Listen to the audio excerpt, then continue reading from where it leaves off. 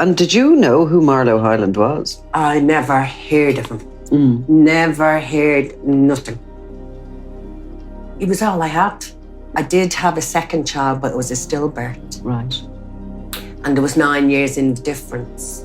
And every year I'd ring Anthony on the baby's anniversary. And I'd say, do you know what it is? He'd say, I know, it's Leslie's anniversary. Do you know what I mean? So, yeah, we had that closeness. The 80s had the General, the 90s had John Gilligan, and in the noughties it was the reign of Martin Marlo Highland. He ruled over the drug scene, working his way up the ranks, taking the opportunity to step in when others fell by the wayside. He grew increasingly reckless and paranoid and therefore became a liability. He had to go. And the circumstances of his death just added to his legacy. That an innocent young man doing an honest day's work lost his life is just terrible. You're listening to Caught in the Crossfire, Episode 1, Every Dog Has Its Day. Just before 10 a.m. on the 29th of February 2024, a white van pulled out of the gates of Portlaoise Prison, and as the driver cruised past the waiting bank of photographers, he flicked up his middle finger. Not the politest of salutes, maybe, but perhaps his annoyance at being snapped was understandable. In the back of that van, crouching down out of sight, was a man who was once at the heart of gangland Ireland. John Mangan might not be a name many people will instantly recognise. After all, he's been behind bars for the guts of 16 years. His one-time boss, however, the man he served as a loyal and trusted lieutenant, was one of Ireland's most feared, and for a time, most prolific mobsters. Martin Marlo Highland was the head of a crime network that stretched its tentacles right across Dublin City, and who Mangan is suspected of helping to murder on the 12th of December 2006. At a time when gangland slaying was at an all-time high, Marlo Highland's death at the hands of former henchmen as he lay sleeping in the spare room of his niece's house might not have been all that shocking. In fact, it was inevitable, and most likely the shooting would simply have been added to the long list of hoodlums who've died as a direct result of their involvement in Ireland's drug wars. But there was one horrific twist. A sweet-faced apprentice plumber, Anthony Campbell, also happened to be in the house that morning. An innocent young man doing an honest day's work, completely oblivious as to the identity of the dangerous criminal sleeping upstairs at the house in Finglas, North Dublin, where he'd been called out to that morning. This football-crazy 20-year-old with sandy-coloured hair and a strong Cockney accent had nothing to do with crime. In fact, his mother, Christine, had moved him back from London, where she'd raised him on her own, to her home city of Dublin when he was 17 years old because she feared him going down the wrong path. Knife crime, especially amongst teenage boys in the English capital, was escalating at a frightening rate. And while Anthony was a good boy, all it took was being in the wrong place at the wrong time. It was a risk she wasn't willing to take, and so she brought him home. But Dublin had changed since Christine had moved across the Irish Sea when Anthony was just a toddler. In the mid-noughties, drug gangs were more ruthless than ever. It was the height of the Celtic Tiger, and business was booming. Heroin was still popular, but the demand for cocaine across the country, from every corner of society, was through the roof. There was literally tons of money to be made. And there was nothing that wannabe crime lords weren't prepared to do to claw their way to the top and to the riches they believed were waiting there. But in the struggle for control of any kind of vast wealth, there are often those who get trampled on and left behind. In the crime world, this often means something a lot more sinister: murders and maiming, and in the worst cases, innocents getting caught in the crossfire. Of course, Anthony Campbell wasn't the first blameless victim of Ireland's gang wars, and neither will he be the last. But there was something about the killing of this young man that's remained with me for almost 2 decades. The fear he must have felt that morning as 2 men crept into the house where he was working, one of them sneaking up the stairs to a bedroom where Marlo Highland lay sleeping. And then hearing the gun blasts and the sound of the hitman thundering back down the stairs. Anthony didn't stand a chance. A young man much loved by his family and adored by his friends for his cheeky sense of humour. His great passions were Everton football and expensive shoes. He had no dealings with people like Marlo Highland or his ilk.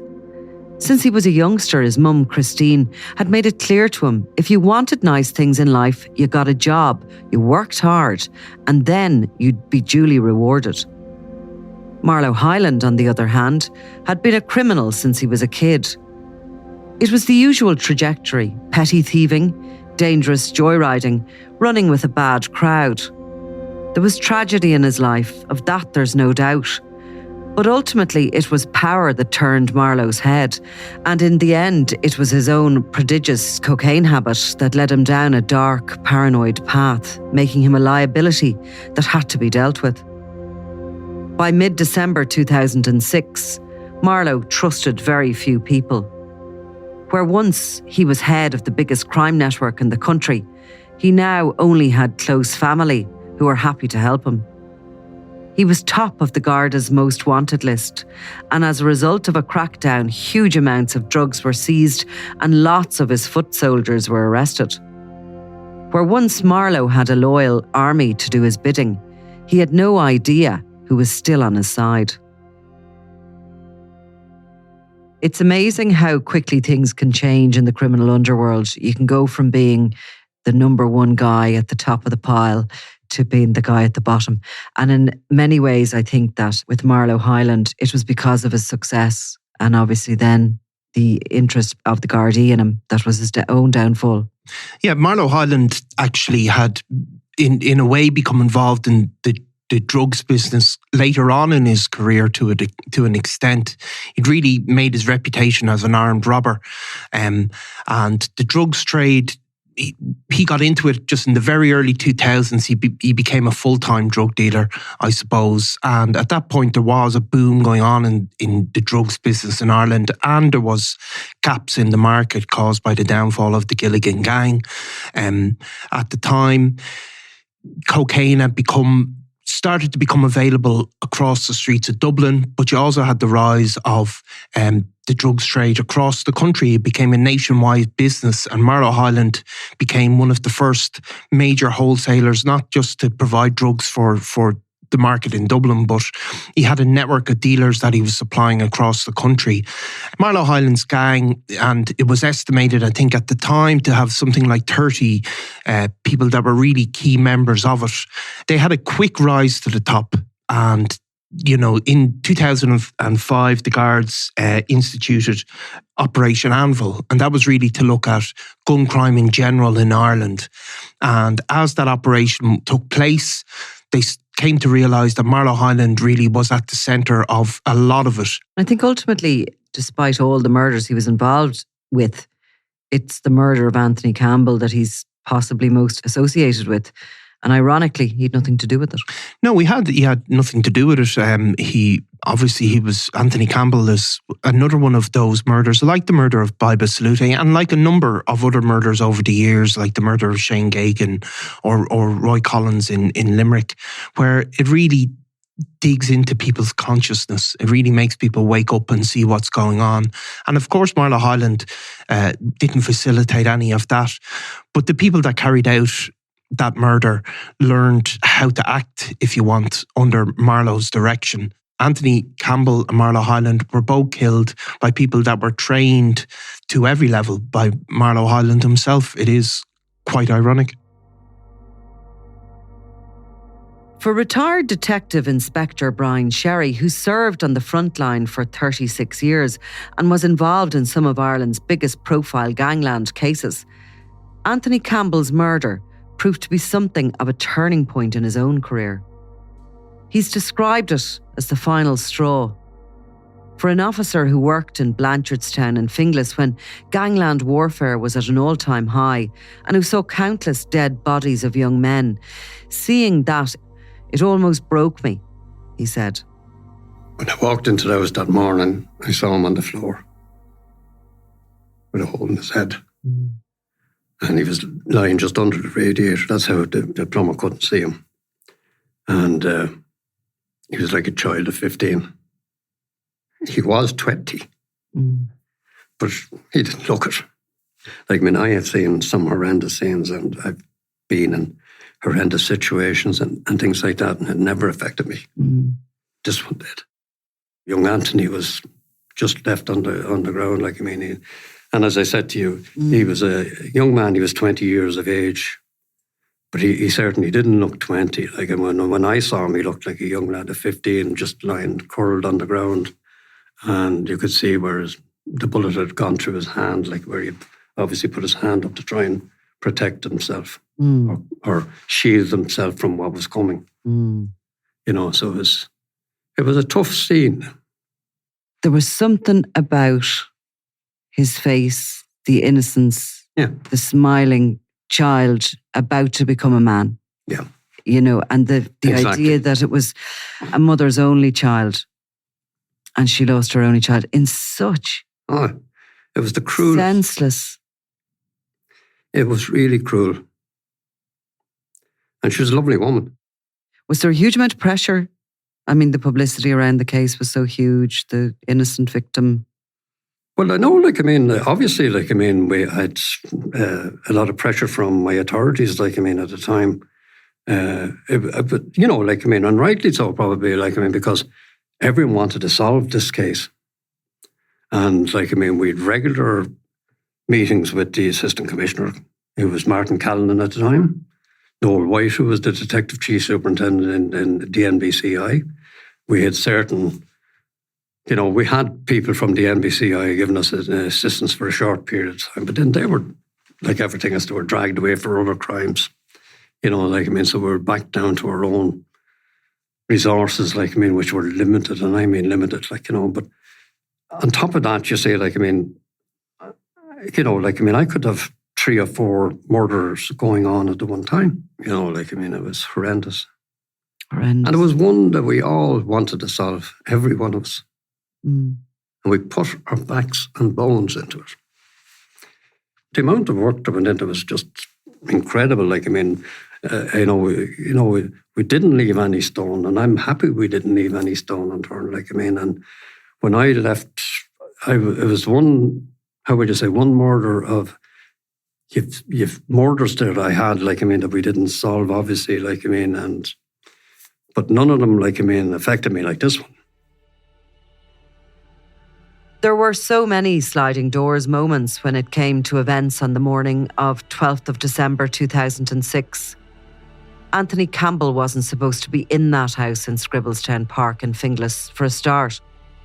He and the plumber he was working for were booked in to fix the heating system the night before, but they'd worked late on another job and were too tired, so they'd arranged to do it the next day instead.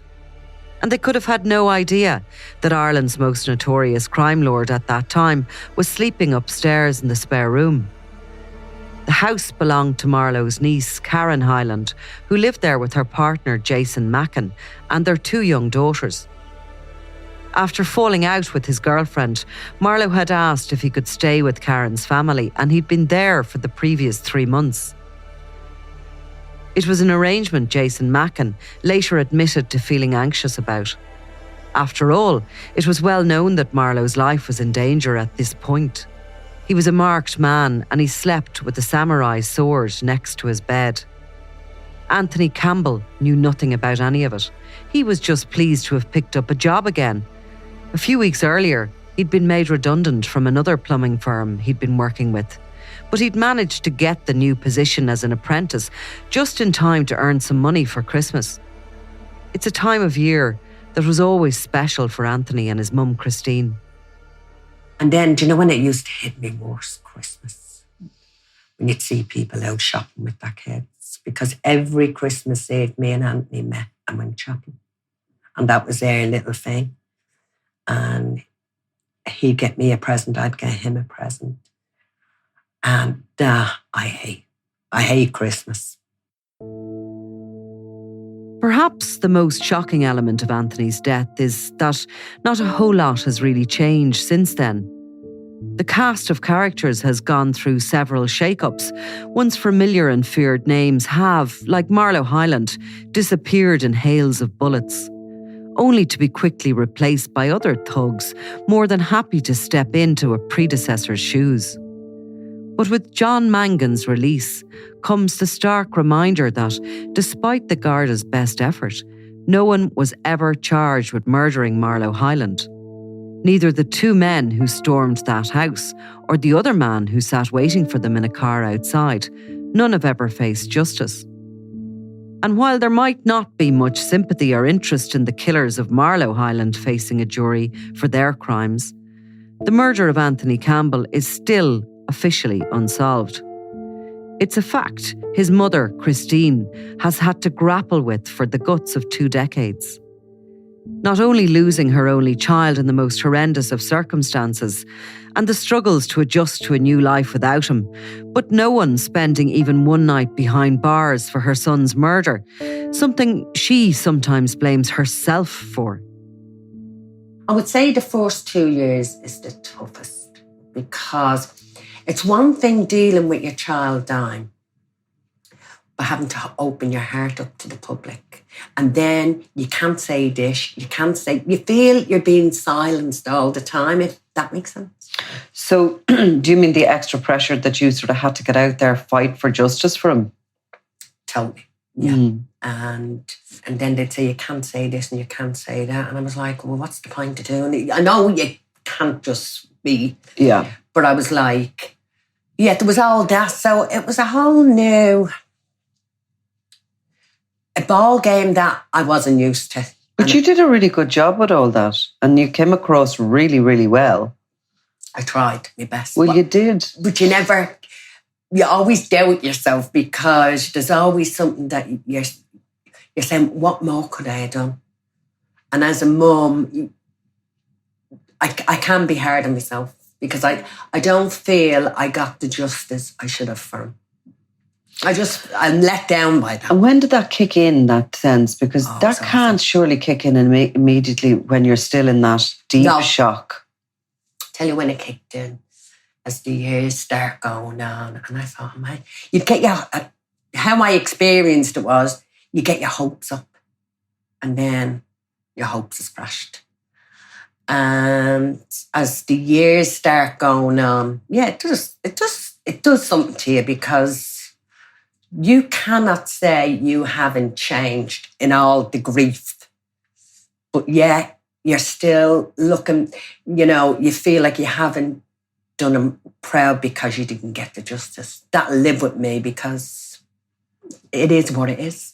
And so it's like a year goes by, a second year goes by, a third year goes by, and you know that whoever has done this, has taken him from you and has taken his life, is still free. Yeah. Or even in prison, I knew that. Yeah. But they're not, he was never serving. No, the time for Anthony. And that was the bit it took me a long time to get my head around that. Like, surely. But see, I found other things out over the years as well. So certain things make sense now. Because, as I said, I've only found this out recently. He should have been done for another murder, but they say he was a grass. Because how did he get away with what he got away with? But you see, when you're not from that world, I find you don't understand it. You see what's put in the papers, but it's still, because you don't live in that world. I find that hard to, get that around my head. Because how he got away, like when they caught him forced with the gun out in Sandramount or wherever he was, he was after getting grey hair overnight. Now, at this stage, I'd never seen the photograph, but everything pointed to him, if you know what I mean, because he got more sentence. So that was the clue.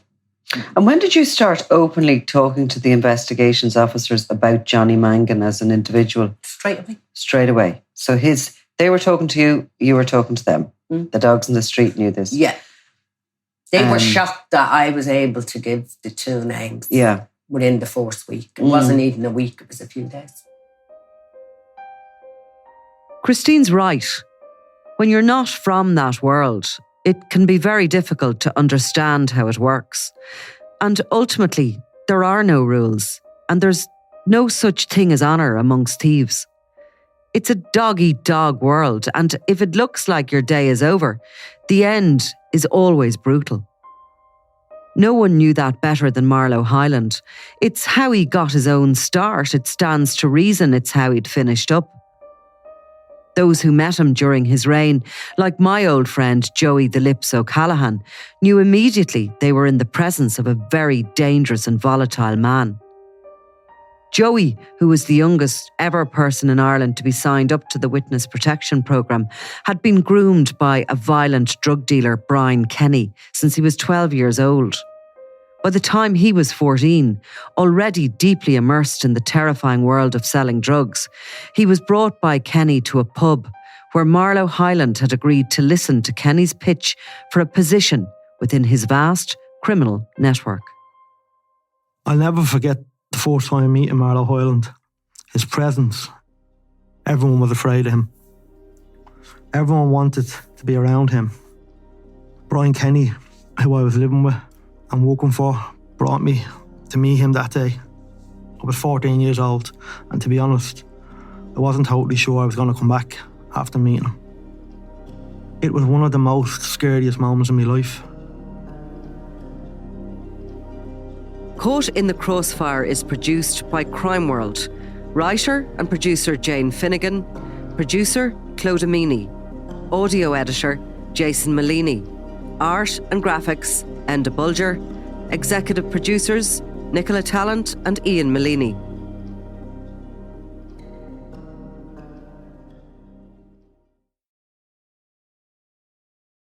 I'm Nicola Tallant and you're watching Crime World, a podcast about criminals, drugs and the underworld in Ireland and across the globe. Make sure you subscribe to our channel and turn on notifications so you can be the first to watch all our latest episodes. You can also listen wherever you get your podcasts.